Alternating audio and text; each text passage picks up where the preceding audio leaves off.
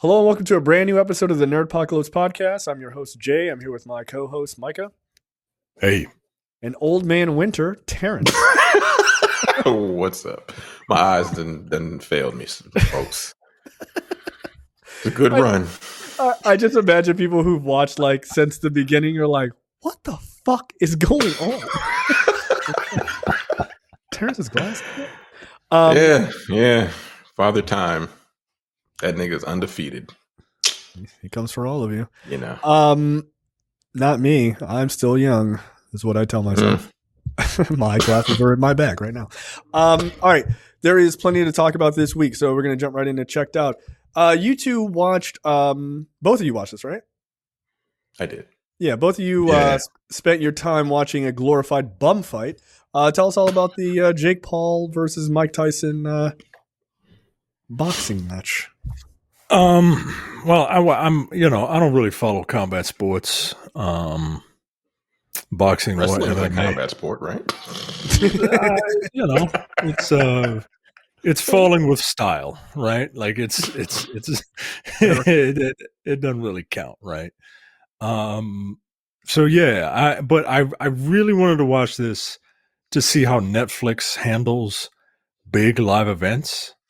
Seeing as how the WWE is going to be on Netflix in January, so I wanted to see how it was. And look, I don't think the WWE is going to draw the numbers that Jake Paul versus Mike Tyson did, but at the same time, it wasn't. The stream wasn't that great.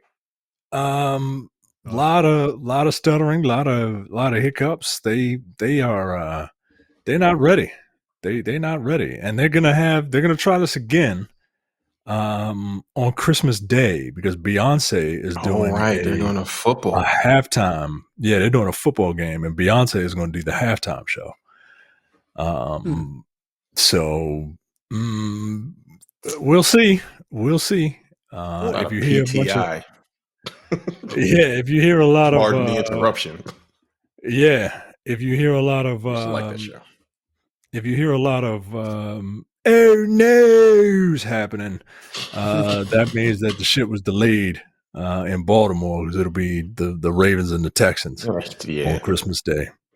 So in terms of the fights themselves, look, the first fight was between an Indian boxer and a Brazilian YouTuber. And which I didn't know at the time. Did he kill the YouTuber? That sounds awesome.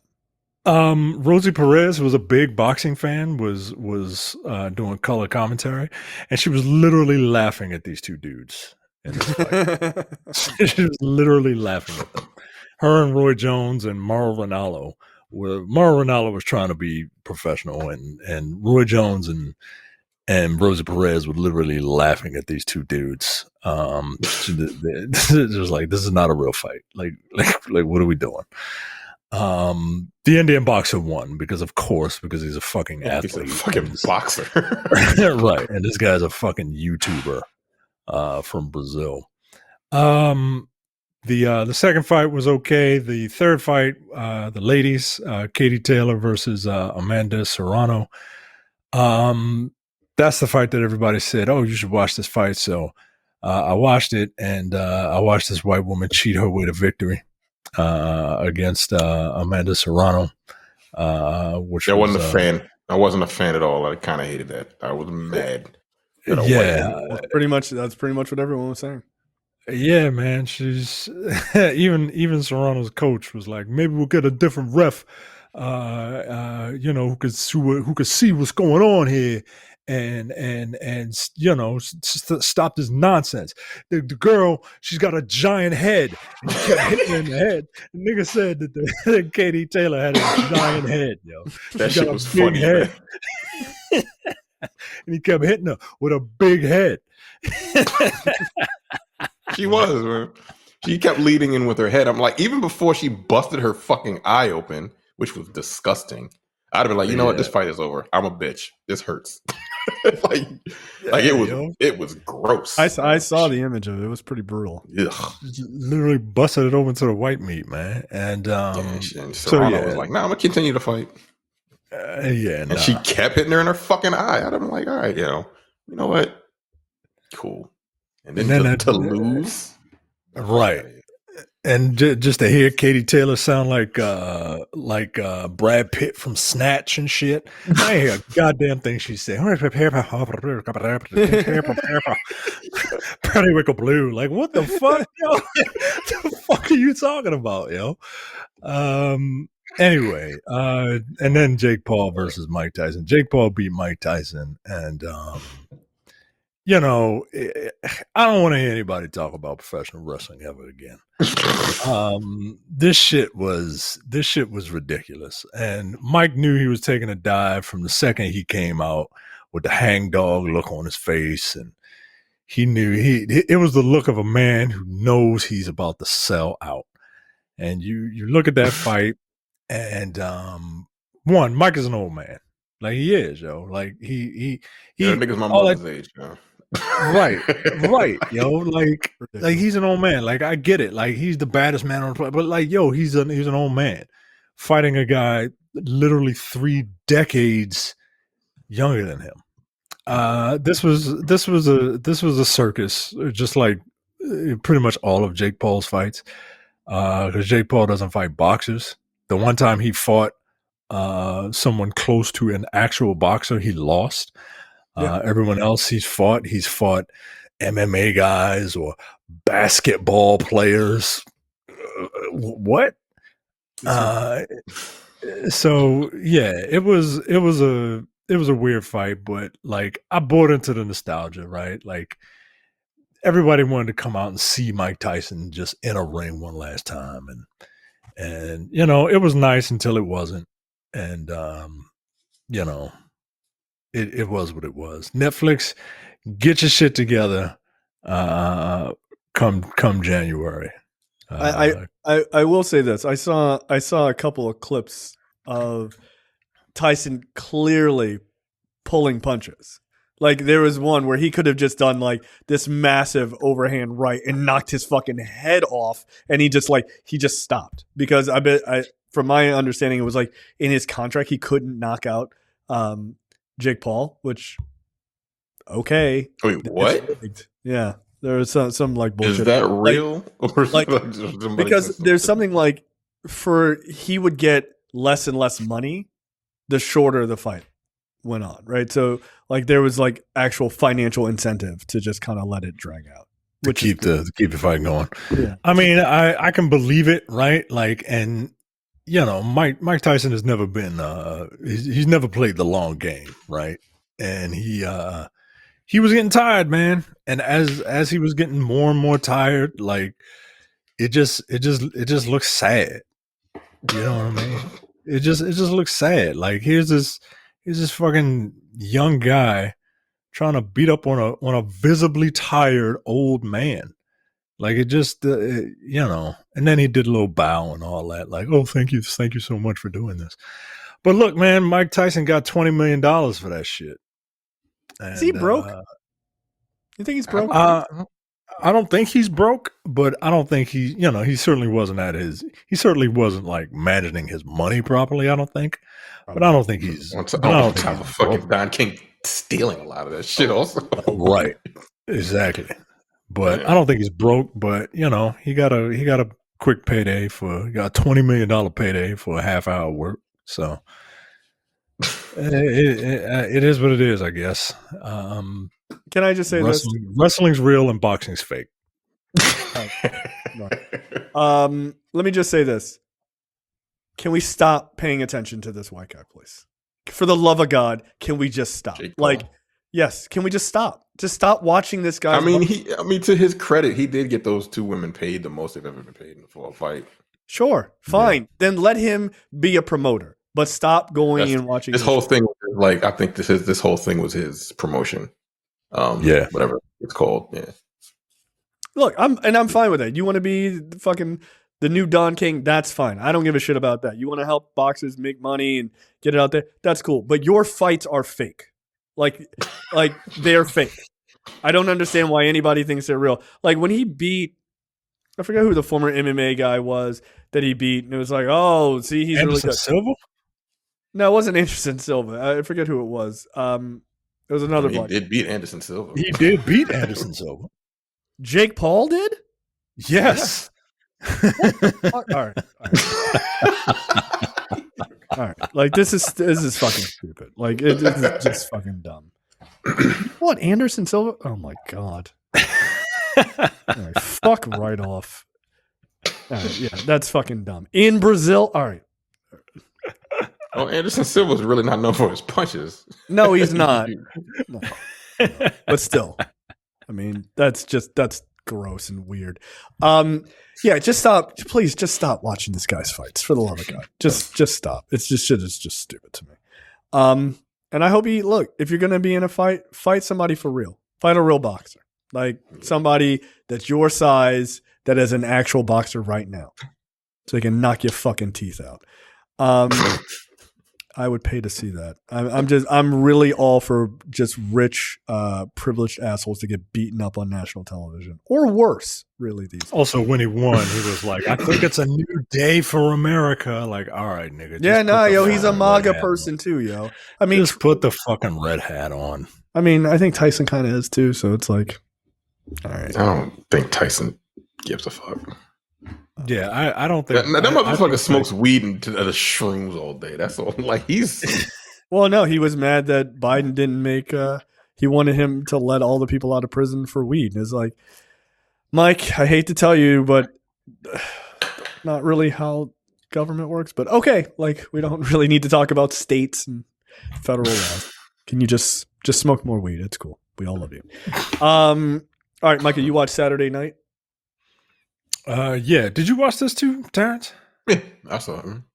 Yeah, Saturday Night is basically a movie about the last 90 minutes leading up to the first episode of Saturday Night Live, then called Saturday Night.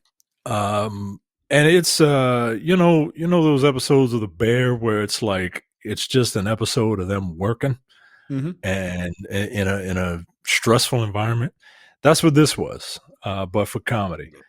Look, it's very good. The guy that plays Lorne Michaels is Gabriel LaBelle.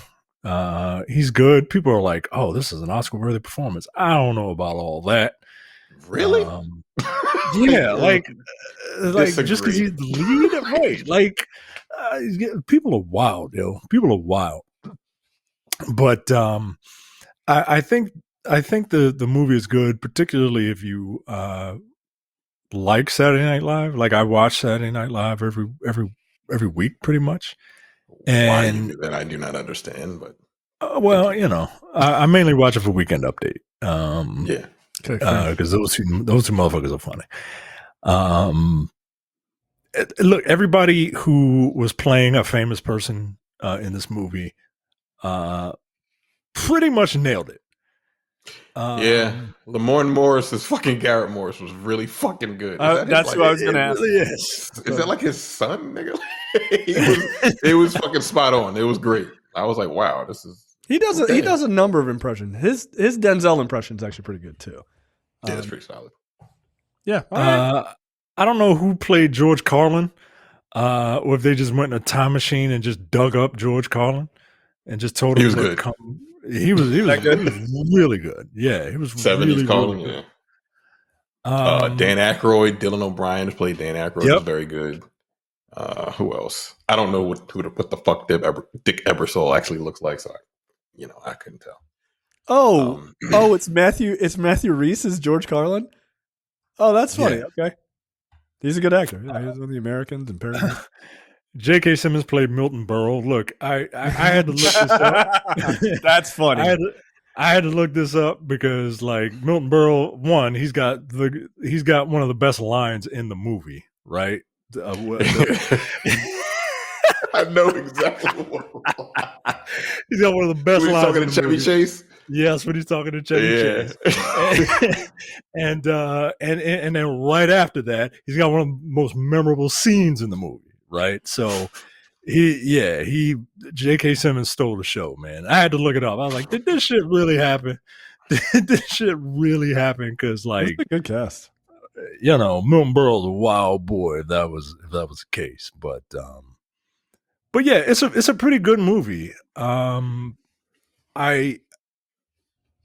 don't know what else to really say about it other than, if you like Saturday Night Live, it's very interesting. You've probably already seen it if you're a big fan, but if you're like a passing fan, you should check it out.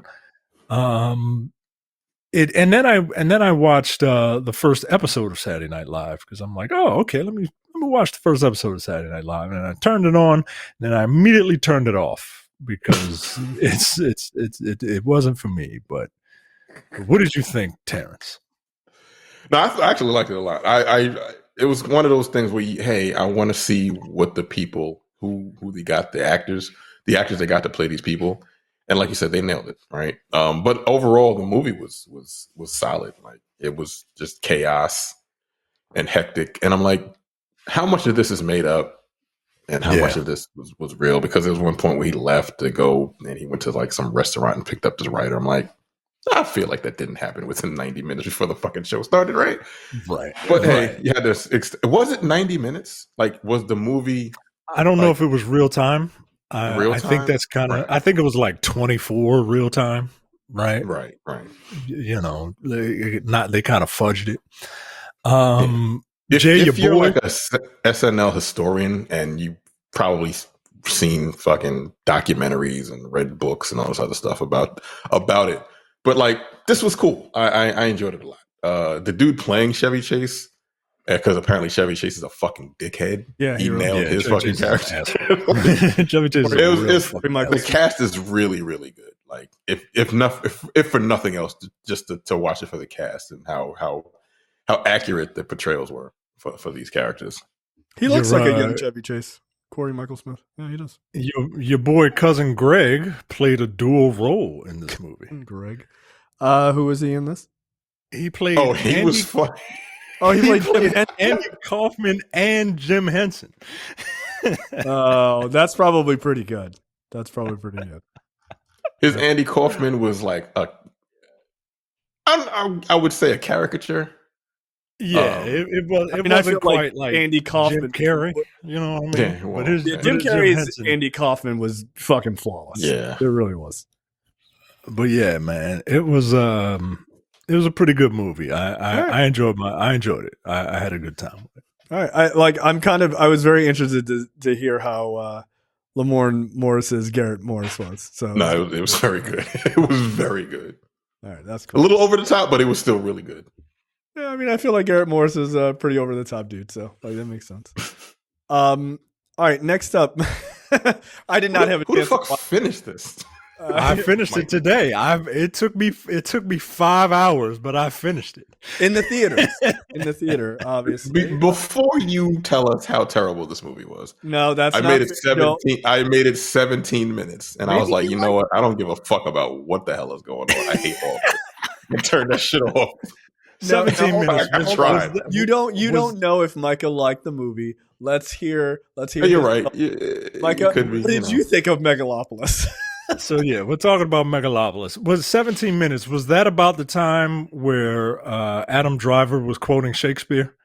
Was that around when you I made it to where they show the model of the city.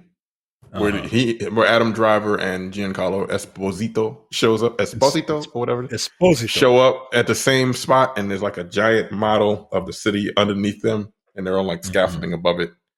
Yeah, and I was like, I don't know what's going on, and fuck this movie, and I turned it off. That's what I was like, nope, I'm done. I asked because as soon as he started quoting Shakespeare, I said, I think I'm getting ready to turn this off. This movie is incredibly up its own ass. It's one of the most pretentious things I've ever seen in my entire life. It's not good. This movie.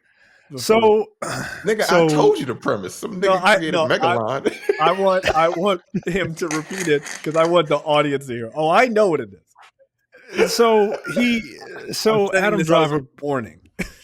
Adam Driver plays this guy who creates Megalon, which is whatever it is. It's like the nigga invented a new mineral or some shit like that, right?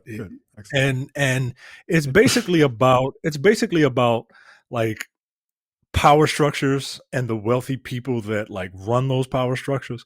Like Adam Driver's character is like a futurist who believes in a utopia and all the things that like certain people on certain political spectrums believe should be done but don't really know how to do it. He knows how to do it, apparently, right? He just needs like money to do it. And Giancarlo Esposito is the mayor of New York, New Rome, and he represents name of a city. What a because the fall of the Roman Empire. Get it? Get it? Get it? Get it? Get it? and he represents the old guard, right? The status quo, right? Like Adam Driver's character is like, I want to create this new city, and it's going to be a utopia for everyone, and everyone will love it. And Giancarlo Esposito is like, we don't need that. We need a casino because people want they need to be helped now, and a casino will do it, right? I don't fucking know. Yes, and historically, large swaths of people helped by casinos. Yes, right, and it's basically the power structures battling over what is best for their city. Meanwhile, they are, not they're trampling upon the downtrodden in order to do it. It's not a very hard concept. This movie is not. This movie calls itself a fable, and fables, they're pretty like nail on the head, right? But this movie is so fucking. The performances are over the fucking top. They really are. Like Adam Driver is just. There's one scene where I'm gonna spoil the fuck out this movie because nobody's gonna see it, right? Why is he able to manipulate time? I don't know. I don't know. They never explain it. No. They don't listen to these two. Don't listen to these two. I can even explain this. I haven't even seen the movie yet. It's obvious. He has a magical T-square. I don't know if you saw that. He's the tortured artist, right? Like and he knows what's best for the world. Isn't this Francis people Ford don't Coppola? listen to me. Yes. Yeah. Okay, so sold his vineyard for this. That's fine because Coppola wines are fucking terrible. I don't know shit about wine. Trust me, if you tasted that, you'd figure it out. It's not good. I don't know. I don't know why he stops time. They don't explain why he stops time. He can. Esposito plays the mayor. He's the rival of Adam Driver's character, Catalina, and his daughter sees him stop. Wait. Adam Driver's character's name is Catalina? Yes, Caesar Catalina. It's based off of, I forget what it's based off of, but it's based off of an old Roman story. The salad dressing? I guess. Salads. What the fuck? What are you, a pussy? Salads? Who eats salads? I'm a real man. Real men eat fucking 20 nuggets and 2 Big Macs and 16 bonchon wings. That's what real men eat. Salad. And 2 medium fries and a Sprite. But don't worry, you drink water after and it's fine. And he doesn't. They don't explain the time stopping thing. Esposito has a daughter played by Natalie Emmanuel, who eventually falls in love with Adam Driver's character, and then there's tension between them. Meanwhile, Aubrey Plaza plays a woman named Wow Platinum, and what's that dude on Fox Business? What's that dude on Fox Business? Oh, the British dude, or no, not him. Fucking the bald guy. I know what you're talking about. Jim Cramer. She plays like a Jim Cramer type, and she's obsessed with money and power and influence. Her name is Wow Platinum? Yes.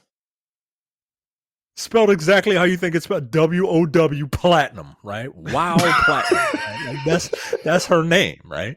And and she likes, she's in love with with Adam Driver's character, but he's such a tortured artist. And his wife died.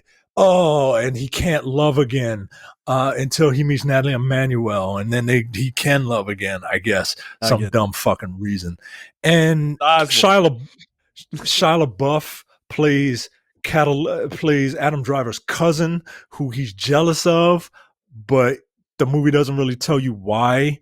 I guess it's because Jon Voight, who is the uncle of the two cousins, wants to give his vast fortune. He owns a bank, so he has all the money, and he wants to give his vast fortune to Caesar. What's his name? Moneybags? Like, what the fuck? His name is Hamilton Crassus the Third. And so I guess that's why Shia LaBeouf's character is jealous of him. Jason Schwartzman is in this movie for some reason. What? Why? He's a real actor. James Remar is in it. Like, they got Dustin Hoffman is in it. Like, they have a bunch of real actors, but did they make a bet? Like, what the fuck? What is Francis Ford Coppola? It's Francis Ford Coppola. They wanted to be in a Coppola film. Yeah, they wanted to be in a Coppola. And they were in the movie. They was like, nigga, what the fuck is any of this? I want you to ask. In what way? Who the fuck cares? Just go. Just read the script and just, put your own spin on it. Again, I made it 17 minutes, guys. I don't know what the fuck happened. It's like a fever dream, yo. Like, just trying to describe the events that happened. I saw that dance sequence, and he's like, "What? He's doing all this and shit? Like, what the fuck? Like, what the fuck is going on?" Yeah, that's very weird, man. Like, he gets accused of deflowering an underage girl, but that was his cousin trying to set him up. And he eventually gets his name cleared, and it's just like, oh, okay, well, that happened. Eventually, his cousin's like second in command hires a kid to shoot Catalina in the face.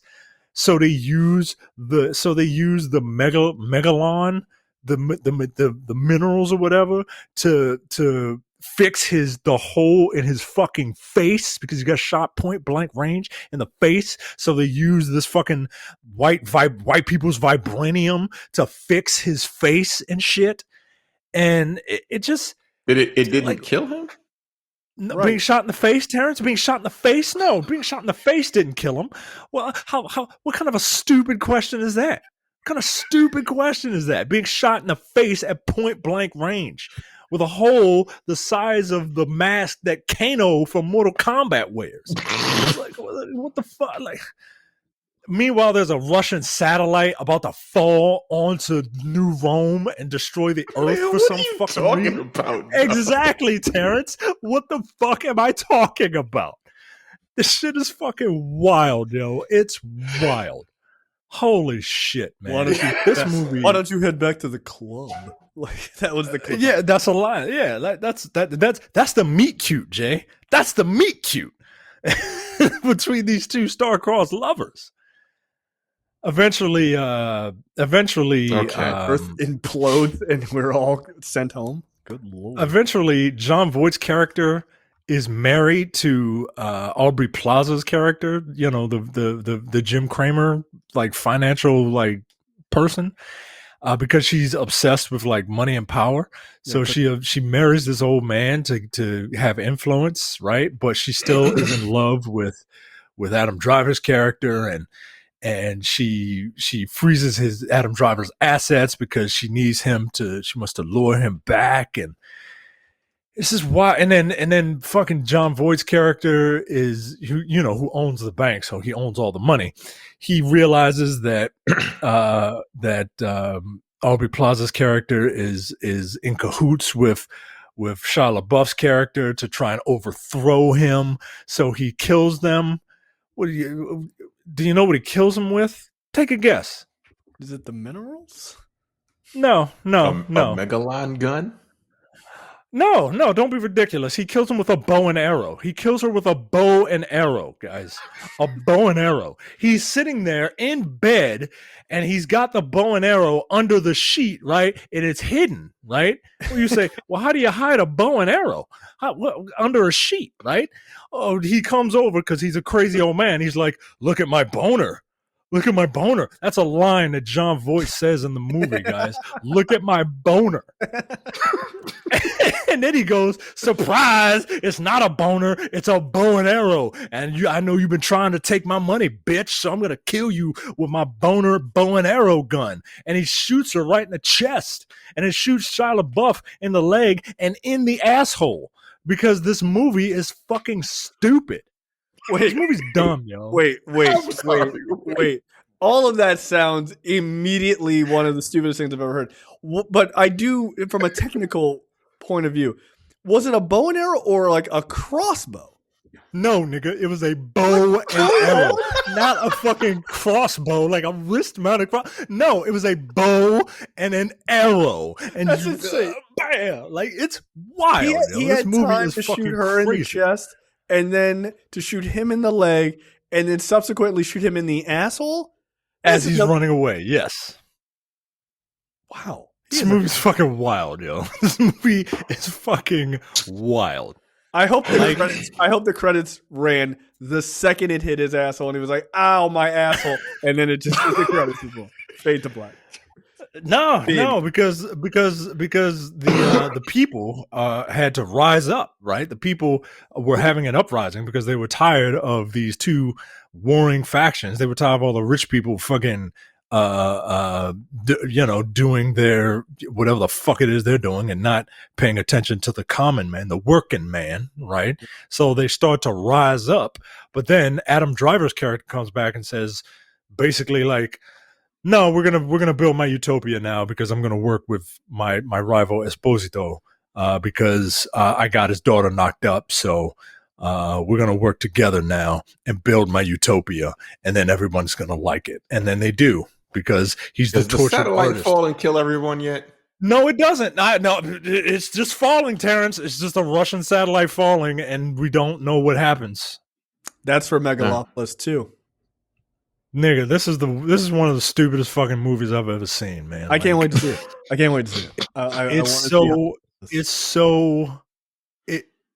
I've never seen a movie so up its own ass, man. Like, and I know I say that sometimes, like, oh, this movie's pretentious. Nah, yo, you don't know pretension until you see this movie. It's awful. It's awful. Sounds great. Let's take that sounds absolutely nuts. Wow, no thanks. But I'm gonna watch it. I really want to. Let's talk about Cross. This is the new series on Amazon. This is the Alex Cross series, starring Aldous Hodge, about a detective, a very, very, very black detective in DC, in a very black centric version of DC, which is nice to see, like very black focused. Look, I've watched the first 4 episodes out of the 8 so far. Yeah, I'm enjoying it. I am. Yeah, I have it on while I'm working on the weekends. But yeah, I'm enjoying it. It's pretty good. It's like it does a good job. I like that they're sort of leaning into the sort of the darker kind of Kiss the Girls, Long Game of Spiders sort of aspects of those books.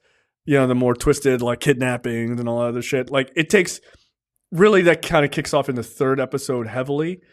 But yeah, I was surprised in how black the show is because I've read the first book, which I think is A Long Game of Spider, and that's a really black centric book. Like I didn't realize that in seeing the movies first, like the Morgan Freeman movies. I was just like, all right, it's just like a detective story or whatever, starring Morgan Freeman, you know, who most famously said like, oh, you want to get over race? Just stop talking about it. Okay, well. That's not really how the world works, and I don't fuck my step granddaughter, but you know we're different. He did that, by the way, and he's a bit of a weirdo. So, like, you don't quite realize how black the story is, and then you read the books, and you're like, oh shit, it's like super black. The books really are are matched well with this show. Like, so I dig it. I think it's fun. Black people calling other black people coons in this show. I believe the term was the coonery is at an all-time high, which I was like, yeah, okay, this is very black. But yeah, it was good. And it starts out with a my dick is bigger than yours fucking scenario, which was just hilarious. So yeah, so far so good. I'm enjoying it. What about you guys? Yeah, I'm enjoying. Yeah, I like it. I think I finished 3 episodes. Did I finish the 3rd episode? Yeah, I believe so. I'm enjoying it. Sanitizer. Right. Yeah. That's the end of the second. That's the end. No, of that's the second the second one. Oh, okay. It's fucked up. The 3rd episode is when they get the Raiders house. They get the warrant to Raiders house. Oh, the warrant. Yeah, I'm enjoying it. It is black as shit. The cast is good. Aldous Hodges as Cross. Again, like I've only seen Cross as an old ass man in the movies. This is different, but I enjoy it. Yeah, I don't think he was ever supposed to be that old. Yeah, I was reading an article about James Patterson and this character, and this character is always meant to be. This is the closest rendition of what this character is. The reason that Morgan Freeman got it is, one, he liked the character, and 2, it was Morgan Freeman in the 90s, right? Like, yeah, that's why they let him have it. He said that Alex Cross, the film starring Tyler Perry, he felt bad for Tyler Perry because he said the director did him no favors, right? Like the director did not get, the vision, right? Like, and I'm like, well, James Patterson's an old white guy, right? So like white people usually don't know how to write black people. They usually just write, if they make a character black, they just write the character and then just say, oh yeah, by the way, he's black, or they don't acknowledge race at all. So you can like transpose yourself onto the character. And he said, no, he's turned down like 7-figure deals because people wanted to whitewash that character. And he was like, no, I'm not going to sign off on that because the character has to be black. Like that's part of his identity. He said the reason like he did it is because, he lived in upstate New York and he knew they went to this diner and they knew the waitress there, and the waitress was going through some tough times in her personal life, with her husband or whatever. So his family was like, hey, come stay with us. Like, you got to get out of the situation. Come stay with us. And he said it was through that he got to like hang out with black people, hang out with her family. He said the music was great. The food was great. Everything was awesome. Like this shit was dope, right? That black tar got a hold of him, right? And he said that's when he kind of came up with the inspiration. That family is the reason he is the inspiration for this character. And he said, like this is he got to hang out with black people. It's why he was able to write this character the way that he was, right? Like always the smartest person in the room, kind of like a black Sherlock Holmes type, but instead of like, being, borderline autistic, he's like borderline PTSD, right? Interesting. And I don't know, it was just interesting. Apparently James Patterson is a real one. I mean, like you certainly, when you're, like I said, the book that I read and the show, like, you don't feel like this is written by a white person. Like it really does not feel that way. So that's a lot to his credit for hiding yourself. Well, the show isn't written by a white person. Yeah, the show isn't written by him. No. But I'm just saying, from pulling from all of that, it is that's pretty dope. Yeah, he met Ben Watkins, the creator of the show, and he was just like, "You nailed it, bro. Like this is exactly what I want my character, how I want my character to be represented." So, yeah, man, it's a good show, man. And by the way, James Patterson also wrote a graphic novel called Ali Cross, which is about it's for kids. It's about Alex Cross's son, who is a detective as well, like as a young just kid solving mysteries. So if you want to read that for your kids, there you go. Yeah, there's like 26 books, some shit like that. Like, it's a huge series. So my mother loves that series of books. I don't know if she started watching the show. I need to ask her that because I'm sure she would enjoy this quite a bit. I mean, this is like if you like Jack Reacher and you like Jack Ryan, this is more Amazon Dad TV. Dad TV is at an all-time high. Yeah, my fault. Go ahead, put on your readers. Like Terrence, just go put your readers on, sit in front of the TV. Black. I don't need the readers. The TV is far enough away from my face that I can read everything on it. My father, I was telling my father about it, but I was scared to tell him about it because I didn't think they had Prime, and I didn't want to give him my Prime subscription because I didn't want him to start buying stuff, and then forget which card to use, right? But my sister hooked him up, and he said, he was like, Mike, you ever see this show called Alex Cross? It's like, Cross? Yeah, I saw it. He was like, yeah, Mike. I sat there and watched 4 episodes last night. I was like, oh, damn. Wow. It was over 2 days, 2 or 3 days for me. But Dad TV approved. Yeah, no, it's so funny because I did want to talk. I wanted to talk to my stepdad because I feel like yeah, this is right up your alley. Like you're gonna like this shit. So yeah, Cross it's an easy watch. Like again, if you like Jack Reacher, it feels very similar. Like if those two guys if they decided to do a crossover episode at some point, I'd be like, that all makes sense to me. Like it doesn't feel much different than that. So it's just that it's very black in DC versus whatever fucking hillbilly. It doesn't shy away from the fact that he's a cop and like niggas don't really fuck with cops like that. Yeah, like that first episode. I like that shit. Yeah. What if I fucking whoop your ass? Hypothetically. If I whoop your at the dinner party. Yo, I was like, I'm like, look, I don't like cops neither, but like you all wildin'. Yeah, I'd have thrown you to a fucking like get out of here. Like nigga, I'm a lot bigger than you. Like you better knock it off. And my partner's bigger than me. Right. Isaiah Mustafa is way too fucking big. Like that shit is absolutely hilarious. Every time they're standing next to each other, I'm like, it's not like Aldous Hodge is a small guy, and then like he's just standing there. Like, hey man, how you doing? Like this is fucking hilarious to me. Also, they spend like plenty of time at like Ben's Chili Bowl, just in case you're unaware of what the landmarks of Black DC. That's really funny. Like I've been there after the club. Great. Yeah, Cross is good. I would definitely recommend it. Have either one of you watched any of Bad Sisters season 2 yet? Yeah, I watched the first 2 episodes. That's a hell of a way to start the season. Yeah. God, yes, damn. indeed. All right, my wife was like, I won't spoil it, Terrence. You haven't seen it. I won't spoil it, but my wife was like, well, maybe. And I said, nah, yo. That was for real. But you know what? Yeah. It makes sense. It actually, what happens makes total sense because it sets up for it sets up the dynamic for the season much better. So I like that. I'm very curious to see where this goes. Right? Like I have a feeling I know where it goes.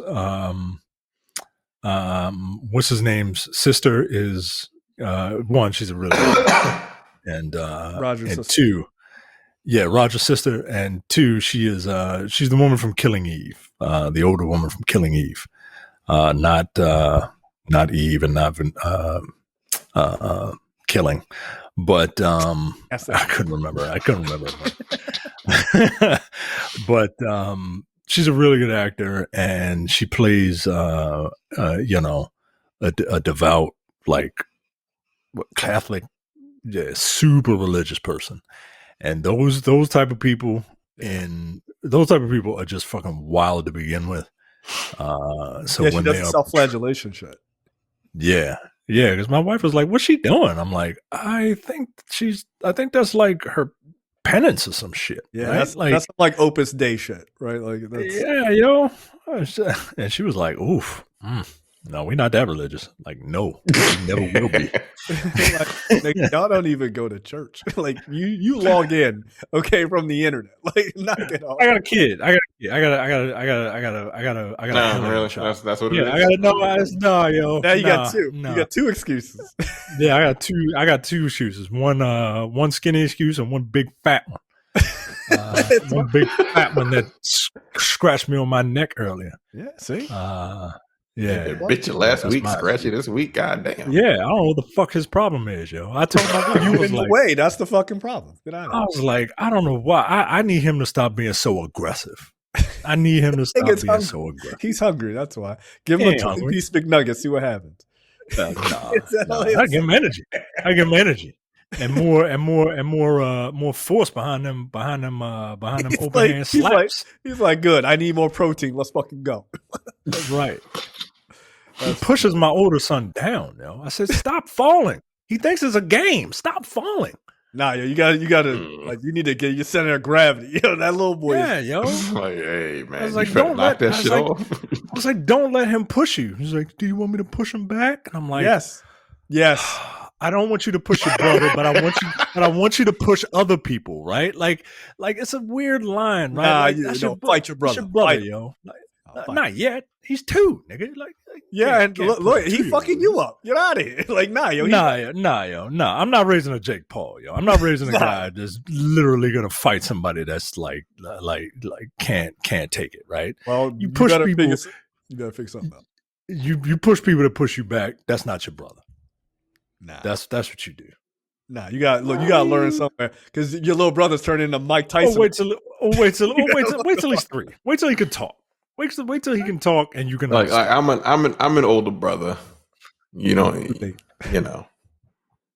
got. I mean, don't let him. Don't. You know. Look, I get it. You got when he's 3. You can't let your younger brother beat you up. When he's I don't give 3. a fuck if that nigga's 1. Nah, push him down. That's what I'm saying. You gotta fight him. You gotta fight him. The only reason I say that search his dominance. Is because he busted his lip the other day, the little one. They were playing, and he busted the boy's lip the other day, and he felt bad about it. And I was like, all right, I don't fucking know, man. Nah, I don't know. Parenting is hard, yo. Parenting is hard. Parenting is hard, yo. He'll be all right. Don't have kids if you don't. Look how he came back. Wait, who busted whose lip? Maxwell, they were playing. Busted. I don't know what happened. By accident? Yeah, I don't know what happened, but they were playing and Spencer got his lip busted. So I don't know. You want to know what happened? You wasn't looking. And he was like, out of your ass, nigga. Exactly. Spencer can't tell you what happened because he can't talk. He's like, shut your ass up. Yeah. And you know what? It's fine. It's fine. But don't worry. Spencer's like, look, cool. Don't worry about it. Nigga, I'll be 3 soon. Don't even worry about it. He don't even have to worry about it. He don't even have to worry about being 3. Fuck you. Bam. Let's rumble today. Right. That bond is not going to be broken. Trust me. That bond will not be broken. No. All right. That's all I'm concerned about. Like, here's the thing. Y'all can fight each other, but like if it's somebody else out, it's the whole thing. Like, I can make fun of you, but nobody else can. That's right. All right. That's all I want. That's all I want from him. Because like my son, because my Maxwell's a snitch, yo. Like he'll instigate and look. I'm not saying that to be derogatory. He takes after me. All right. Don't do no crime around me. I'm telling. All right. Don't cheat on your wife. All right. If I'm friends with your wife, I'm telling. Yeah. All right. Like don't. I get it, right? But I don't want him to snitch on his brother. You know what I mean? Like I don't want him to snitch. Like I need the bond to be there. Yeah, they'll join up like Voltron if shit goes down. Ain't no big deal. Yeah, that's all. But until then, I just want them to. You gotta fight that nigga. You got I heard you was talking shit. Let's go. Like, I'm 2. Don't worry about it. Like, I wasn't talking nothing. Goo gaga nigga. What the fuck was you mad at me for? Relax. Yeah, but getting back to Bad Sisters. Yeah, this villain, I don't I don't know if she'll ever reach the pinnacle of JP. But yeah, you're not a fan. You're not a fan, and you're not a fan. Yeah, if anyone can do it, it's an overly religious white woman. I tell you that shit right now. Yeah. She gives me remember the movie The Mist? I'm getting those vibes. Oh yeah. What's the name? Right. Who the fuck played her? Well, and what's interesting about her character is J. Harden. Yeah. The thing she does that I think makes her like a potentially very compelling villain is she does that thing of like she's just like seeding the ground of like she says like little sugary sweet nice shit, like it sounds nice, but then like it gets to people, right? Because it's like fucked up. It's like, oh, I wouldn't do that because blah blah blah, and then you see the person kind of think about it and they're like, damn, I probably shouldn't have done that. And then, and then it just starts to throw their lives into this fucking spin because she's so hyper judgmental. Yeah, it's interesting. It's interesting. And like, look, spoilers for the first season. If you have not watched Bad Sisters, you should. But this season starts out with like Roger is the neighbor, right? Who helped cover up the fact that JP was killed by his wife. And so the sisters don't know that JP knows about the murder, and JP doesn't, I'm sorry. The sisters don't know about Roger knowing about the murder and help covering it up. Right. But, and Roger doesn't know anything about what the sisters tried to do to JP. So there's like, everybody knows that JP was killed and how he was killed, but they don't know what each other knows. Right. And like, there's a lot of sort of like weirdness there, and like, it's good. It's good. So I was happy what happens in the second episode because it leads to some real interesting shit. So I think it'll be fun. And I think, Terrence, you're going to get drawn right back into it like super fast. So yeah, it's good. And you're going to hate that woman so much, which is great because that's the point. All right. Topics, Micah, take it away. Last week, news broke that Lucasfilm was developing a Star Wars trilogy with Simon Kinberg. They credit X-Men Dark Phoenix as his... you may know him from that. Tapped to write, and produce all three films. A new rumor claims that none other than Henry Cavill has met with Lucasfilm about a potential role. Cavill has appeared in a number of major comic book and sci-fi fantasy franchises over the years, playing the Man of Steel in the DCEU, Geralt of Rivia in The Witcher, a Wolverine variant in Deadpool and Wolverine.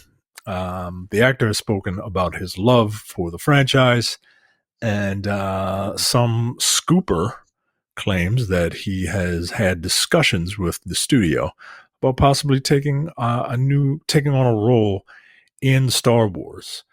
I don't think that Henry Cavill is a bad actor. No. But he's not, and I guess it's no. I don't think he's a bad actor. And I think he'd probably be fine in a Star Wars movie. Especially if there's not a lot of talking. Just because Star Wars dialogue is it's not weird, but it's very fast paced, and I don't know. I can't see him saying a bunch of gobbledygook like that. You know what I mean? What was it? Harrison Ford very famously read the script and was like, George, say these words out loud. No one talks like this. Right. Yeah. Right. And I don't know if he's a strong enough actor to like get that over. You know what I mean? Yeah, I feel like people like Henry Cavill because he was Superman and he seems like a giant nerd, and he is, and all that other stuff, which is fine, right? Like you said, he was in The Witcher and all this other stuff. I don't know that Star Wars is the IP I would put him in. Like superhero stuff, like he's like a big fucking dude and all this other shit. That all seems to make sense. He has that, sort of heroic look about him. Star Wars is it'd be like putting his big ass in like Star Trek. Like it would just feel weird. Right? Like it's just like, yeah, and I know someone will say, well, Chris Hemsworth was in that. Yeah, for like 19 seconds and they didn't have him stand up. Okay, because he would look weird in a fucking Star Trek uniform. I don't know. Like, is he playing a Jedi? Yeah, and I can only see him in a villain role. I can only see him in a villain role, and maybe not even like a Sith type role, right? Like some sort of some sort of bounty hunter or something like that. Because like he's a big nerd and all that, but he's also like a man's man. Like he's built like a superhero. You know what I mean? Yeah, it's a weird choice. Like I can't see him as, you know, Jedi are essentially hippies. You know, like they're monks and shit. Yeah. And I'm having a difficult time seeing it. I can see him, and you know, they fight space Nazis. And I'm sorry, Henry Cavill, you're built like a super space Nazi. Like I can, yeah, like that's what I see him as. So if he's doing that, sure. I'm very curious about what this Kimberg. Where this Kimberg trilogy kind of goes. Do we get something in the vein of like an Andor, which is, you know, super serious, or do we get it's Simon Kinberg. I'm gonna unequivocally say that you're not getting anything close to an Andor. Or you know, yes. Question number one: When is overexposure a thing? I think you're right about there for him. That's that first question. Like I like him fine enough. I like Henry Cavill fine enough, right? And I don't really give a fuck about Star Wars. I'm indifferent about the entire thing.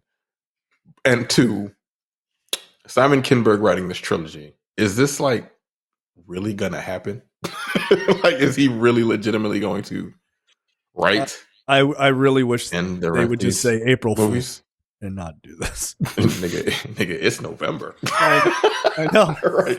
So I okay. Like you said, I don't see him as a Jedi, because like a Jedi should look more like, you know, Iron Fist from the Netflix series. Yeah. Got a monk's, you're kind of a monk's body. Yeah. I look, I'm kind of tired. I'm not tired of seeing this. Like, he's going to be in like 9 different things within the next 2 years. Isn't he going to be? Yeah, he's doing Highlander, right? Isn't he doing something else? Isn't he doing like a series? Warhammer 40K. Warhammer, like, come on, man. Yeah, he's built like a Warhammer Superman, guy. Right? Without the suit. Like, you know what I'm saying? Fucking gigantic, fucking. Yeah, no, thank you. I think it would be weird seeing him in a fucking Star Wars trailer, but that's just me. As someone that doesn't give a fuck about Star Wars. I think him as a Jedi space. Yeah, I just think him as a Jedi just seems fucking silly. like, yo, how big is that robe, yo? You're mad jacked. Like, it's just fucking weird. Hey, The Rock is Michael Fassbender and lose weight. He's still like 6'3". Yeah, it's just, I don't know. This feels like the wrong choice. It's just like the wrong IP completely for him. So, all right, we'll see. But if you're gonna do it, be a villain, man. Just be a villain. All right, next up. We first heard that Cape Fear was being adapted for the small screen last year, and the trades have now announced that Apple TV has ordered a 10-episode series with Nick and Tosca. You're Mexican now. How do you pronounce that? I don't know. Sure, let's go. On board as the writer, executive producer, and showrunner. The project has 2 filmmaking legends involved, with Steven Spielberg and Martin Scorsese set to executive produce. One of the lead roles has been cast, with Javier Bardem to play Max Cady. Bardem has some experience playing remorseless killers after his Academy Award-winning turn as Anton Chigurh in No Country for Old Men. Is that how you spell Chigurh? It's not sugar. It's not sugar like that other Apple TV show. Katie is undoubtedly even more twisted and vile character, however, so it will be interesting to see what Bardem brings to the role following Robert De Niro's iconic performance. Okay, look. You ever seen Cape Fear? Whatever. I've never seen Cape Fear. I have. It's a good I always got Cape Fear and Fear mixed up. With Mark Wahlberg? Yeah, I used to get those mixed up too.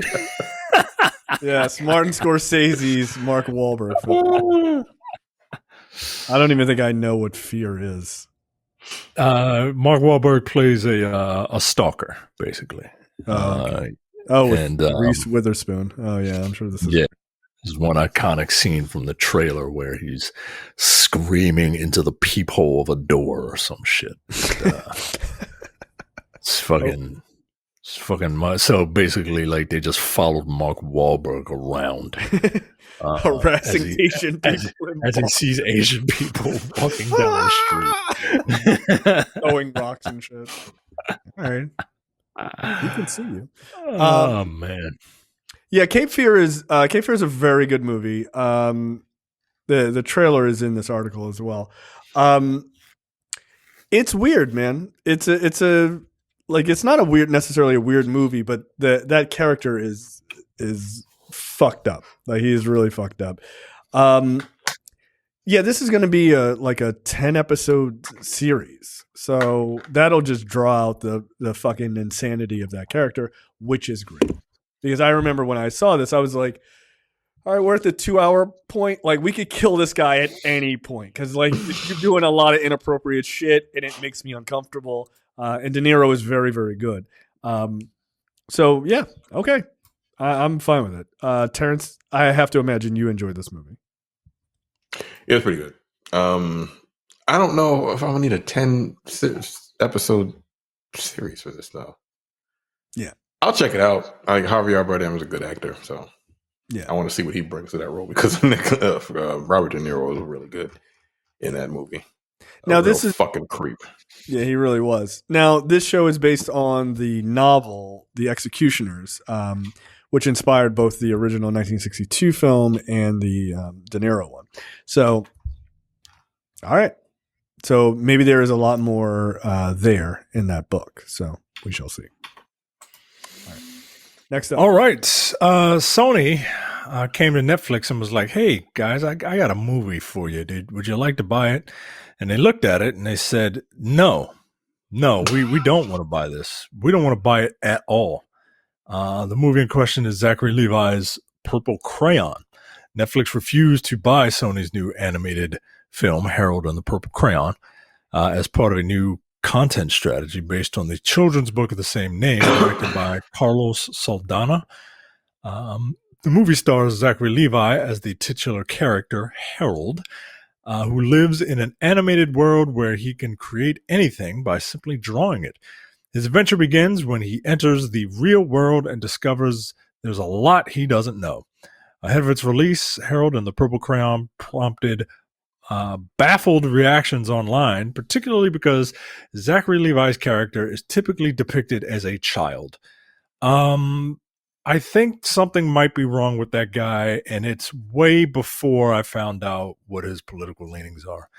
He seems to have some sort of arrested development. I think that goes with what his political views are. It's just there's something about this guy. He played Billy Batson, who, is the Flash.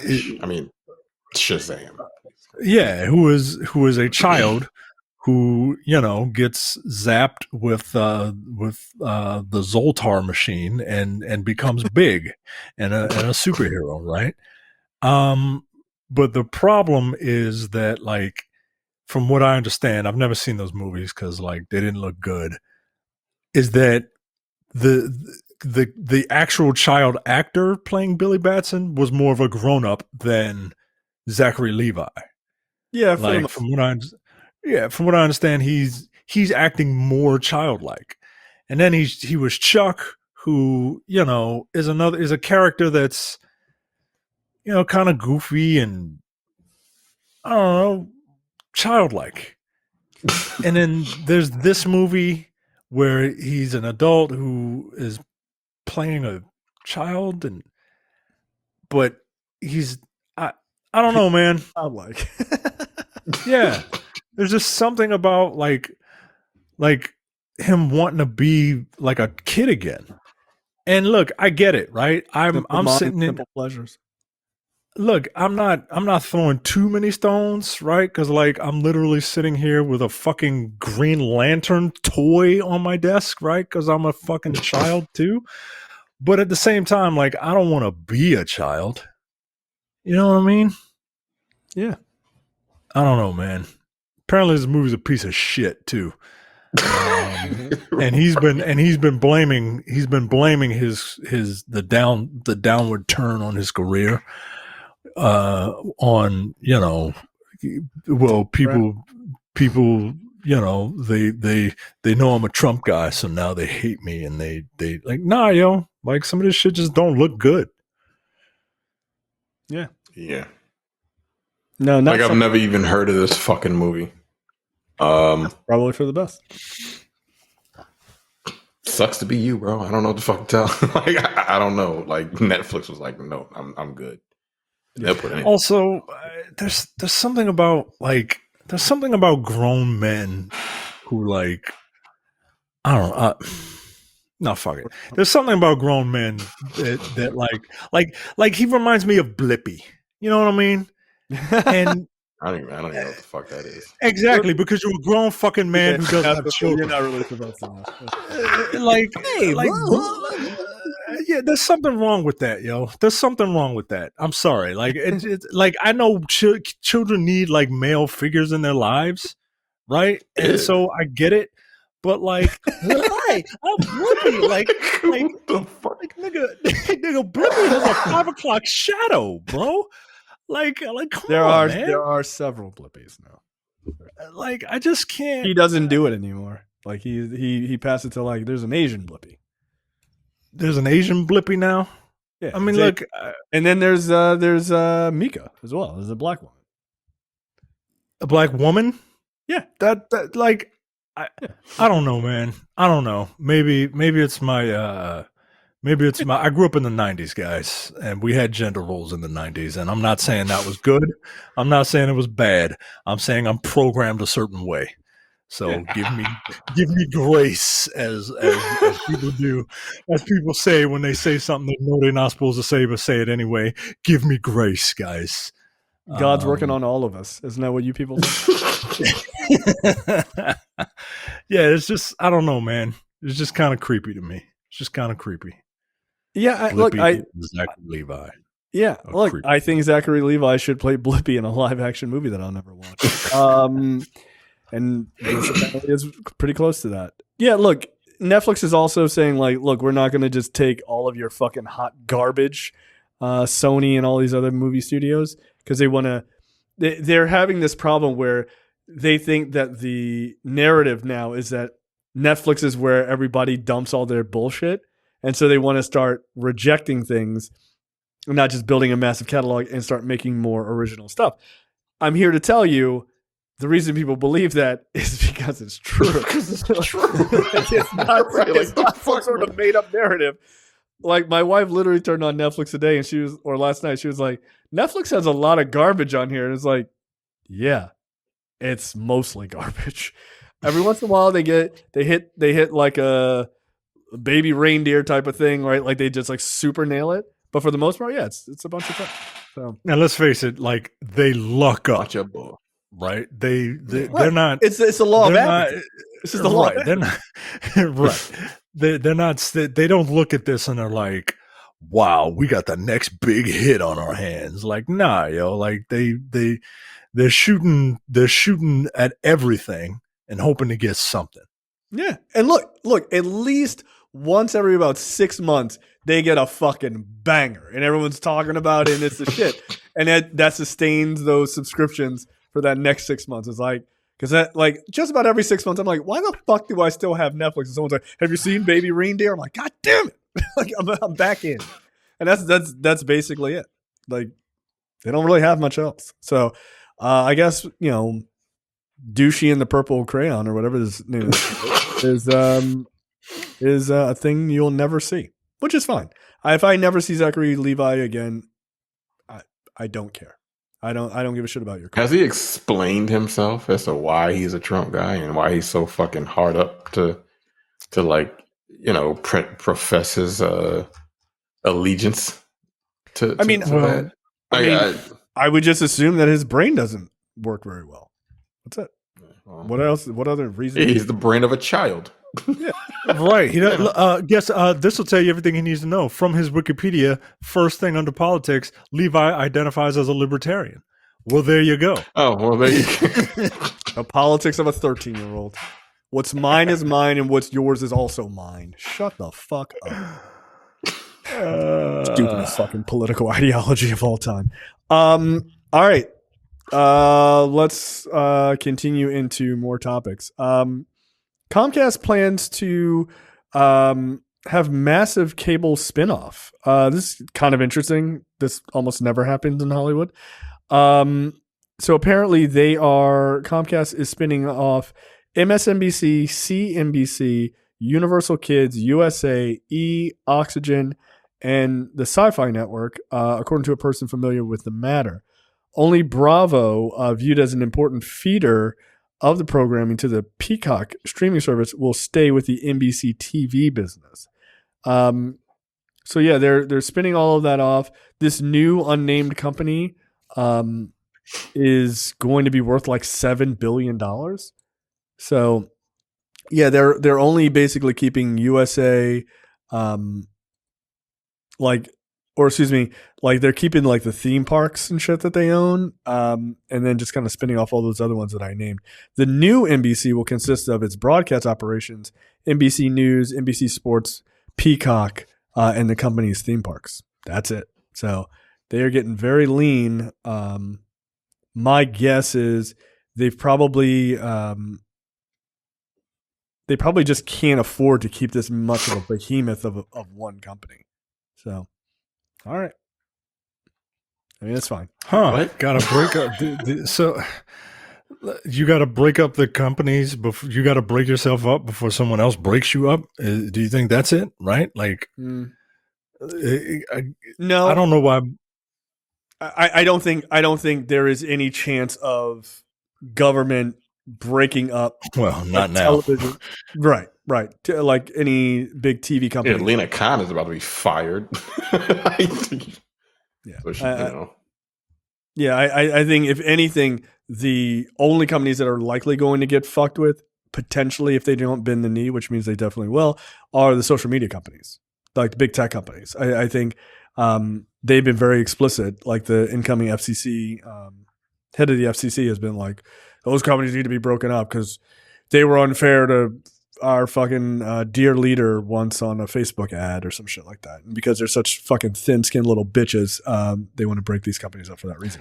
Not for the legitimate reasons that you should probably break up Google and shit like that.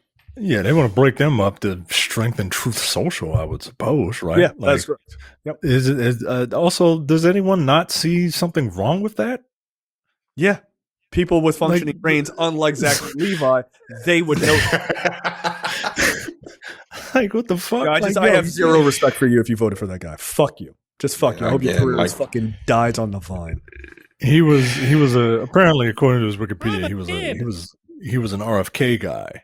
Oh, so he was even dumber than I thought. Jesus Christ. And then when RFK dropped out and sided with Trump, then he got on the train.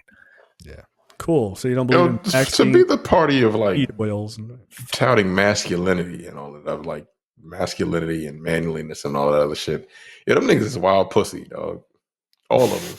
Yeah, they can't wild pussy because like you can't be like, you cry when you're criticized. Like you cry when like Democrats or whoever says anything negative about you, but then you call everybody all kind of names, right? And then classic bully behavior. Facts, like fuck your feelings. But if we call you stupid, then you cry about it. Yeah. Cool. Okay. I don't understand how that works. And then like you can have some dude call your wife ugly and then you suck his dick the next day. Weird how that works. Yeah. Weird. It's very odd. You're supposed to be from Called Texas. Ted Cruz's wife nigga. ugly, and he was like, "Make sure you vote for Donald Trump." I'd have been like, "Yo, I want to fight you. Let's go to the Coliseum right here, right before the primary." Like, fuck that. Yeah, y'all niggas are a bunch of pussies. That's it. Yeah, it's true. It is what it is. I don't get it. But you're man. I will knock all of y'all motherfuckers out. And I ain't even that strong. Bitch. There was a Coliseum. I hate you niggas. As Terrence takes there was a Coliseum. Take his readers off. Kick your ass. There was a Coliseum in Megalopolis, guys. Goody. Yeah. Was it? You know where it was? Was there? You know where it was? Was it Madison Square Garden? It was Madison Square Garden. It was Madison Square Garden. And it was a Coliseum, and it had a 3-ring circus there. It was a 3-ring circus and a Coliseum in Madison Square Garden. Message. Speaking of that, I'm super excited to potentially see Gladiator this week. So I'm seeing it Friday. Cool. I'd like to see it tomorrow, but I don't know if that's going to work out. Next up, Kevin Smith says Dogma 2 is in the works with Ben Affleck and Matt Damon potentially returning. It's been 25 years since the first Dogma came out, which makes me feel very old. He says, quote, "Some people will be like, don't fucking touch it. You'll ruin it. And I'm here to tell you, I will. I'm fucking tickled. I found a way in."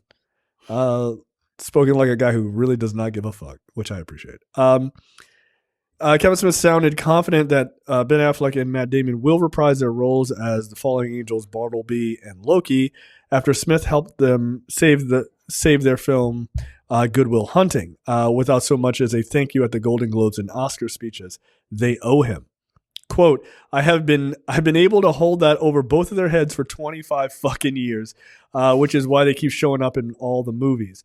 Expect a cameo from them, more than a fucking cameo. The only way we get a Dogma sequel made is if they're there. So count on those guys being there.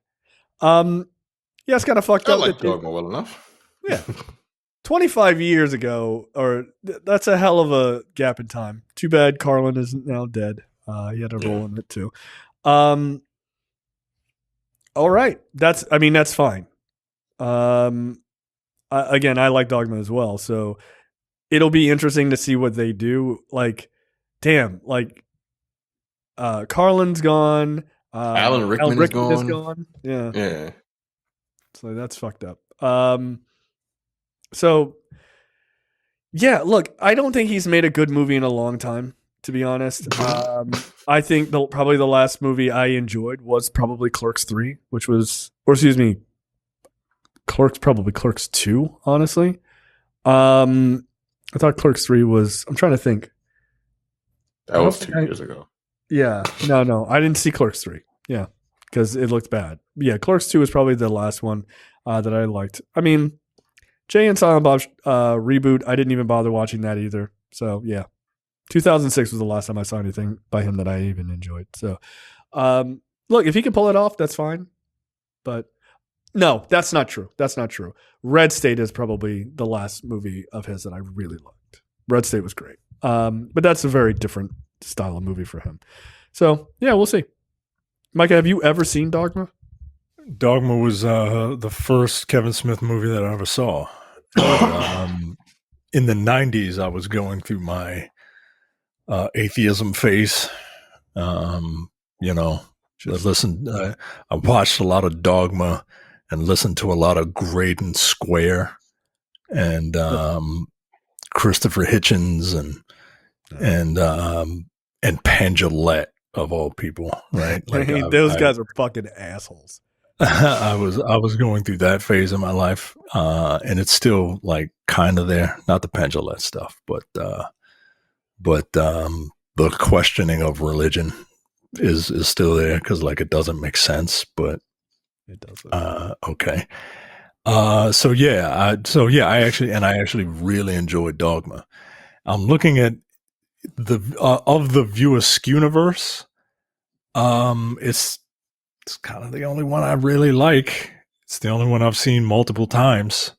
The View Askew-niverse movies are Clerks, Mallrats, Chasing Amy, Jay and Silent Bob Strike Back, Clerks 2, Jay and Silent Bob Reboot, Clerks 3, and Dogma's thrown in there.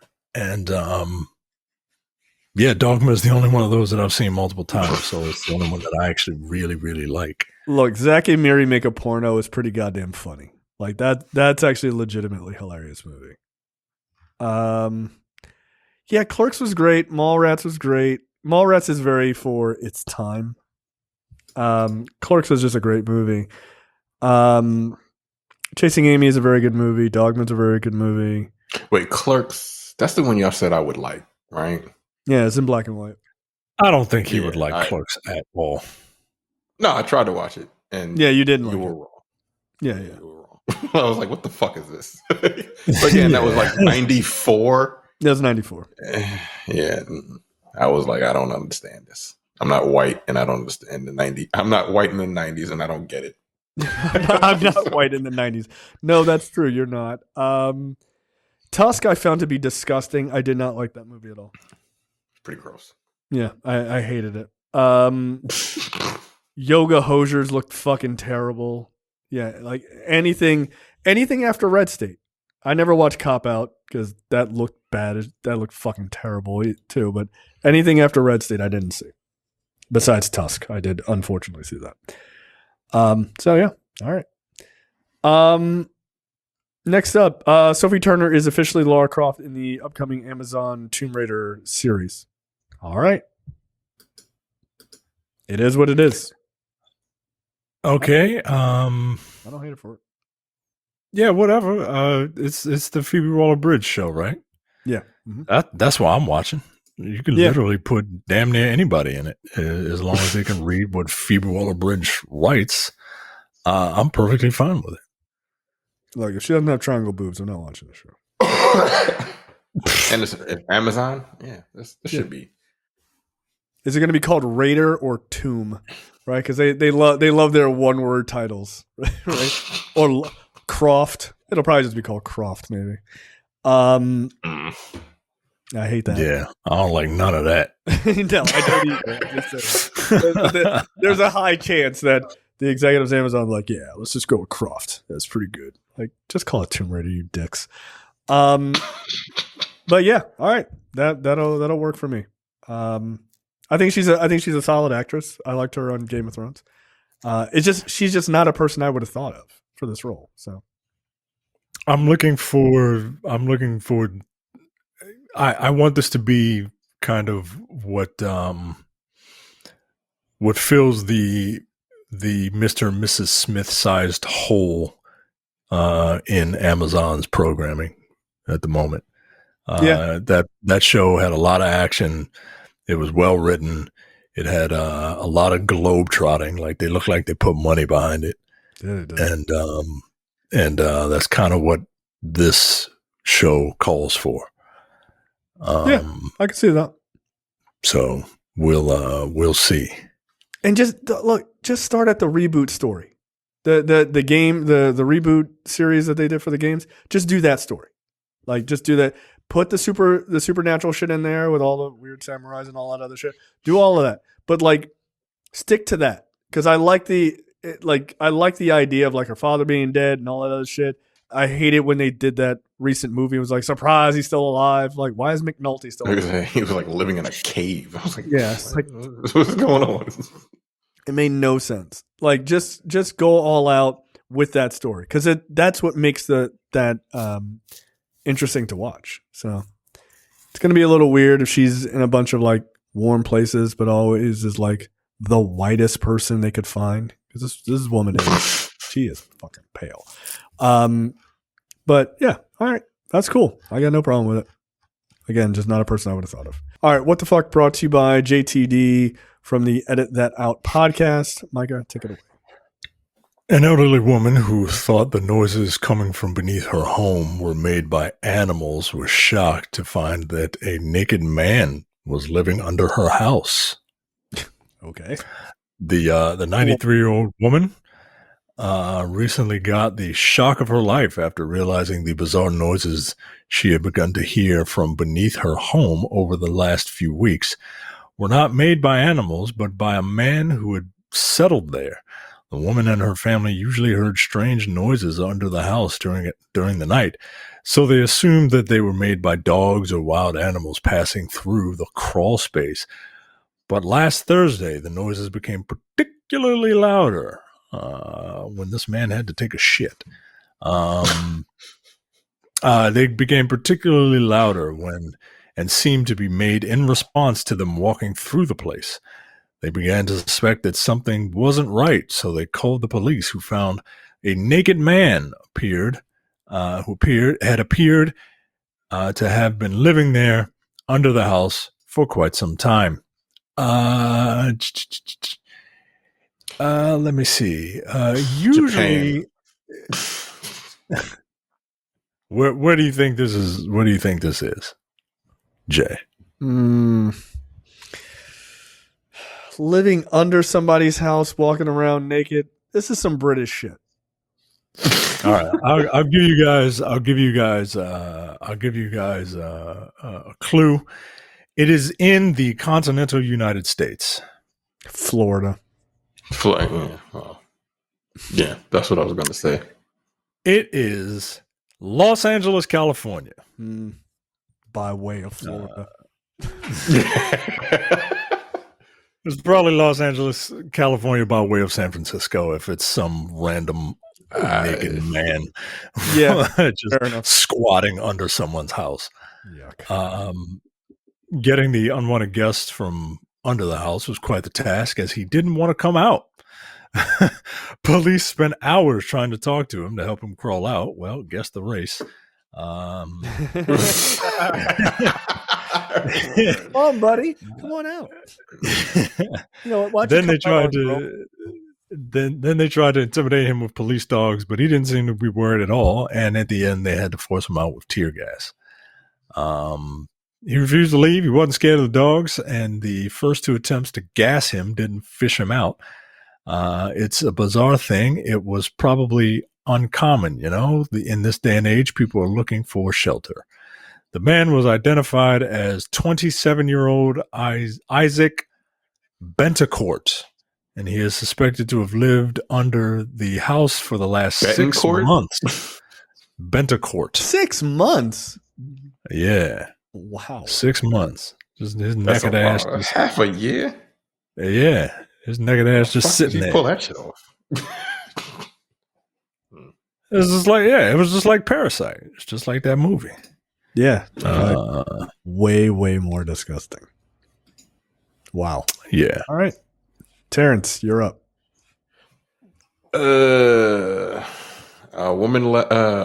This woman goes blind after common contact lens mistake led to parasites burrowing in her eyeball.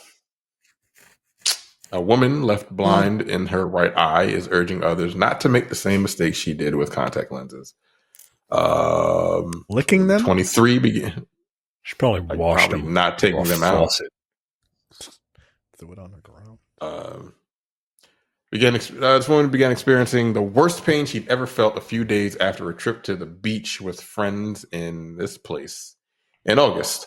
The barista was first told by doctors she just had sand in her eye. Then they blamed a common infection and gave her eye drops and antibiotics. But the pain went on for weeks. The outer layer of her eye began clouding over with what her doctor assumed was damage from an infection. She was referred to a specialist who scanned her eye and saw flecks of white, cloudy material and determined that parasites had burrowed into the young woman's eye, into the young woman's cornea. Ouch. It is thought she contracted the parasite, which lives in tap water, oceans, and lakes after swimming in the sea with her. You don't swim with your fucking contacts on? Jesus Christ. What the fuck? She said, if I could have avoided all this pain by not swimming in my contacts, then I would have done it. Is she blind now in that eye? Yeah, blind in the right eye. Oh. Yikes. There's a picture. It's a picture of her eye or someone else's, but where is this woman from? Indonesia. I'm just guessing, did she go to Bali She thought she could just be out there in the ocean with her fucking contacts on. Oh man, where are their dirty beaches? New Jersey. Solid choice. That's a good guess. This woman is from Texas. Oh damn, not bad. And she went to Alabama to the beach. Oh well, God, come on, yo! You don't go to Alabama for nothing. That is fucking hilarious. Yeah, she went swimming at the beaches in Alabama and got an eye infection and lost the vision in her right eye. So what happens when you go to Alabama, guys? You lose your fucking sight. I mean, in fairness, what the fuck are you even doing in Alabama? Like, what kind of a psychopath? Come on. Yeah, she has lost vision in her right eye and is awaiting an expensive transplant that only has a small chance of restoring her sight. That's parasite. Yo, the parasite called acanthamoeba live in water and can get into the eye through microscopic tears in the cornea. The bugs are between 15 to 45 nanometers in size. Oh, about 5,000 times smaller than the width of a human hair. God damn. Wow, that's really small. They burrow into the clear outer layer of McCastle's eyeball and bread, and multiplying and eating the healthy tissue there. Yikes. Well, Michael, you said you always had a thing for blind women. Does this do anything for you? No. I want the blindness guy to, over here. Yeah, I want the blindness to not be involved with, like, animals or insects or parasites or anything like that. Yeah. You know what I mean? Yeah, like I want good old fashioned cataract blindness. You know what I mean? Get the nice milky, like foggy glow to the eyes. Not this picture. I don't know if this is her eye. This picture looks like her eye is about to give birth to an alien. It looks like a sonogram, an eyeball sonogram. Yikes. Oh, there's more to this. Hold on. Let me. She said it was a shock, but also a relief to have everything answered for so long. Being misdiagnosed and not knowing what it is, and it getting worse and being in pain. If doctors catch the condition early enough, they can treat it easily with eye drops, which contain chlorine to kill the parasites. Castle has been put on a series of those eye drops, which contain some of the products also used to clean pools, which she must take every 30 minutes for the whole day. In about 40% of the cases, doctors have to perform surgery, scraping the outside of the eye to remove the parasite and later repairing the area through transplant. I don't like eye shit. And what was she doing when she got that parasite? What was she doing? Hanging out. She was swimming in dirty Alabama swimming. water. She was swimming, guys. She was swimming. She was swimming. I don't want to hear anything about me not knowing how to swim ever again. That's fine. Not swimming on a hot day and being able to see out of both eyes, I'll take it. Nah, that's a privileged perspective. How dare you? Yeah, walking around sighted. Wow, she's currently awaiting a $5,000 cornea transplant on top of the $62,000 bill for all the current different medications. Wow. Yeah. Our healthcare system is terrible. You probably come down here and get this shit done in a weekend. I mean, they're giving them away corneas. Come on now. Get a cornea with a free taco. Knock it off. All right, my story. Okay, this is a hell of a title. The 1,000-strong cannibal cult, quote, that ate raw brains and made penis soup out of their sex-crazed witch doctor's victims. End quote. All right, it's a hell of a story. Deep in some remote jungles, there are some mysterious beliefs in sorcery, spirits, and witchcraft that continue to exist. Such areas have remained mostly untouched by modern civilization, and thus have been sheltered from the outside influences. As a result, these people are crazy. In such a community, a group formed to tackle witch doctors suspected of demanding sex and money from poor villagers in return for supernatural powers. They found a 1,000-strong cannibal cult that are believed to have killed at least 7 people and eaten raw brains of their victims, and even making soup from their penis. It says, this feels like Satan panic type of shit. Because they always say that there's always this group of people doing witchcraft, and also something that turns out to always be not true. Yeah. So I don't know how much I'm buying that this is actually real. The horrors came to light when the 29 members of the cult, including a 13-year-old boy and 8 women, were arrested in a remote village in 2012. I feel like this is one of those stories that hits really close to home for Jay. For me? Yes. I feel like it hits really close to home for you. Baltimore? Is that No, not Baltimore. Not Baltimore. And not Mexico. South America. No, I feel like this is your people. I feel like you married into this. I married into this. Nigga, that's insane. Is that where it's at?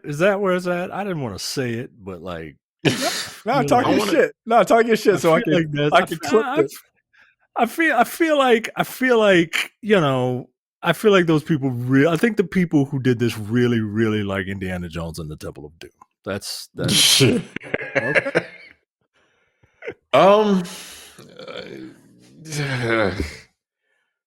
I feel like this is some remote island, man. I don't know where in the fucking world. Where's a remote islands at? I don't know. Somewhere off the coast of fucking Thailand or some shit. I don't know. All right. Some island off the coast of Thailand. What the fuck? That's some weird shit, man. I mean, you're not that far off. This is in Papua New Guinea, so kind of off of the coast of Australia. Where is that? Near Australia. Oh. Like, you're closer than India, you fucking racist. What the fuck? It was a remote island. Like, India, nigga, there's a billion people there. One, it's a billion people. There ain't nothing remote about anything. Like, they're like, yo, this place is crowded. 2, half of Indians are vegetarian, you fucking giant piece not according to Indiana Jones, bro. Not according to Indiana Jones. Were those people even ripping hearts out? They were ripping hearts out and eating them. All right. Yeah, okay, that's fair. I mean, that's obviously a historical retelling of. He's an archaeologist. Duh. That heart belongs in the museum. Yeah, no, this is in the Madang province in Papua New Guinea. Isn't that what The Rock named his shampoo after? Oh, I thought that isn't that. I thought that's the little pygmy hippo. Isn't that's Mudang, right? Mudang. Yeah, he's a little asshole. So yeah, hippo. They're all assholes. Yeah, he's like bites people. He's a dork. So you buying this? You think they're eating raw brains and having penis soup? Apparently, Micah thinks that's what Indians are doing. They be doing some weird shit, man. I can pull up a clip. You pull up a clip of some nigga ripping somebody's heart out, screaming "Kali Ma." This happens over there. This is a documentary, folks.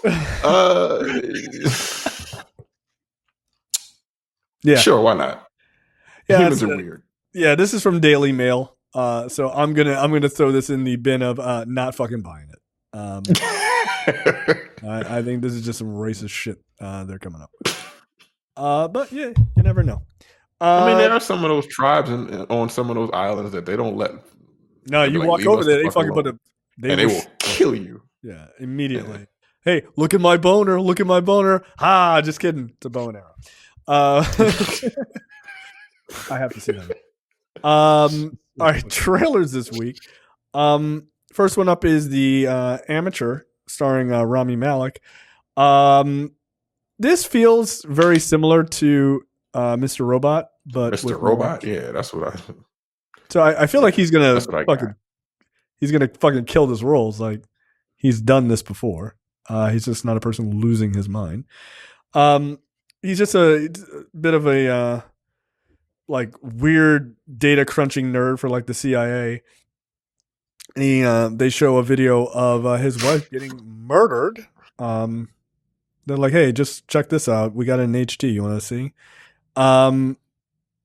They kill the marvelous Miss Maisel in front of him, and then he decides to go on a fucking revenge tour. But he's like a nerd and he can't do anything, and so he just like does nerd shit, like rigging bombs and blowing shit. Turns into a fucking hitman. Like, that's what I got. Mr. The pool thing. Hitman. Yeah. That was actually kind of a dope way to kill somebody. So, yeah, it looks all right. I feel like this is not a movie I'm going to see in theaters, but definitely a movie I would check out on a streaming service. Yeah, it looks interesting. Yeah. I'll check it out eventually. Lawrence Fishburne looks like he's in better shape, which is good. He was looking a little rough there for a hot minute. Well, he looks like he did in Megalopolis. Just you know. He was a narrator in that movie. He was more than a narrator. He was the tortured artist's like butler or whatever. He drove him around. Oh well, that's not okay. Yeah. Cool. Yeah, John Wick for nerds looks John Wick for like super antisocial nerds is what this is. And yeah, I'm not running out to go see this in the theater, but you know, if it's on, I might watch it.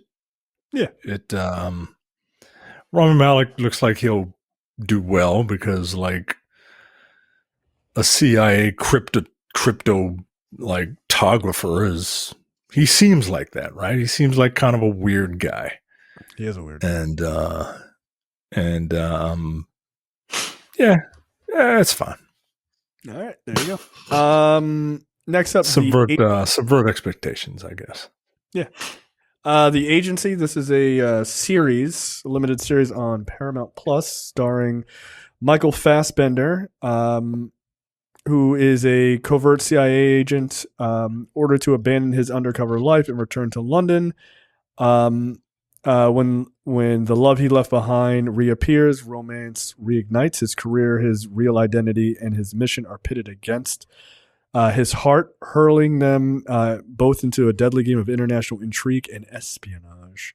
Yeah, this looks pretty good. Not bad. It's got a good cast. Richard Gere is in it.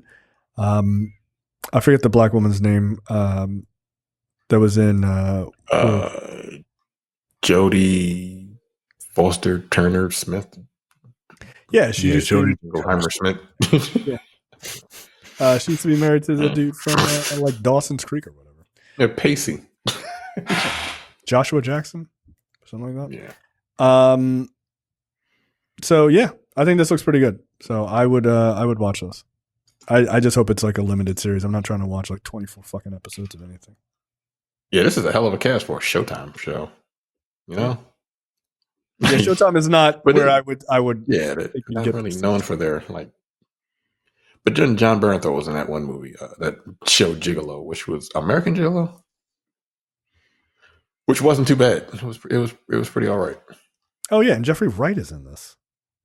Yeah. Again, this cast is crazy. Hey, I mean, look, like Micah, you said this offline. Like TV is where it's at right now. So yeah. This show is produced by George Clooney, and all right. And look, it seems like something that I'd be into, but I don't know if I want to get Paramount Plus just to watch this. Yeah, don't worry, I won't either. I'll see it. Yeah, exactly. I think we're all in agreement. We'll see it. Yeah. All right. Done. All right. Any other? Whatever happened to Michael Fassbender? Like nothing. What the fuck are you talking about?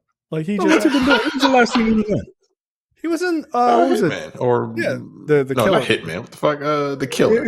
Yeah. Yeah. Huh. I don't really hear people like raving about it. Was it good? Yeah, it was. I had to watch it. I watched it twice. Second time, I liked it a little bit more. You had to watch it twice? I didn't have to watch it twice. I watched it twice. All right. I liked it. I thought it was he was in the killer. Very slow. Yeah, it is. Okay, he was in Next Goal Wins. I don't even know what the fuck that is. Exactly. Okay, thank you. I heard of it. Yeah, okay. He was Magneto. Kneecap. He was Magneto. He was in Kneecap. And what? What is that? Is that a TV show? Yeah, exactly. No, it was a movie. A 2024 comedy drama film. Kneecap. Based on a hip hop trio named Kneecap. I'm looking at this guy's filmography. It's from most recent. It's Kneecap, which no one's ever heard of. Next Goal Wins, which one of you have heard of. The Killer, which you said is good. Dark Phoenix. That was good. That was 2019. Dark Phoenix. Mm-hmm. You know what the movie was before that? Played a guy named Harry Hole. In the that was a good movie. That was a good movie. That was 2017. I stand by it. I guarantee it. It was a good movie. Oh, okay. Was Alien Covenant good? I don't know. Was Alien Covenant good? Okay, none of these movies were good. Oh my god, Alien Covenant was Song to Song, Assassin's Creed. Well, okay. We could just end the show here. We don't really need to. I think Brad might be right, guys. No, don't do that. Don't do that. I don't need to hear from him. I think Brad might be right. Like, fuck Brad. Like, I've been kind of like, I've been giving Michael Fassbender the benefit of the doubt. I said that, the guy that Brad thinks Michael Fassbender is actually the guy playing Rick Flag. This is Katana, that guy, right? I think that's the guy that. Yeah, exactly. What the fuck is Joel Edgerton? That's not him. Like, no, it's Joel Kinnaman. Joel Kinnaman. Like Joel something. Yeah. This here's Katana. I'd advise not being killed by her. Thanks, Rick. You'd advise not being killed by her. All right, guys. I mean, that's solid advice. But he's only saying he's only advising to not be killed by her because her sword traps the souls of its victims. If the sword didn't trap the soul of its victims, would it be okay to be killed by her, Rick? Yes, it's fine. God. It's a fucking dumbass movie, man. And he's dumb for being in it.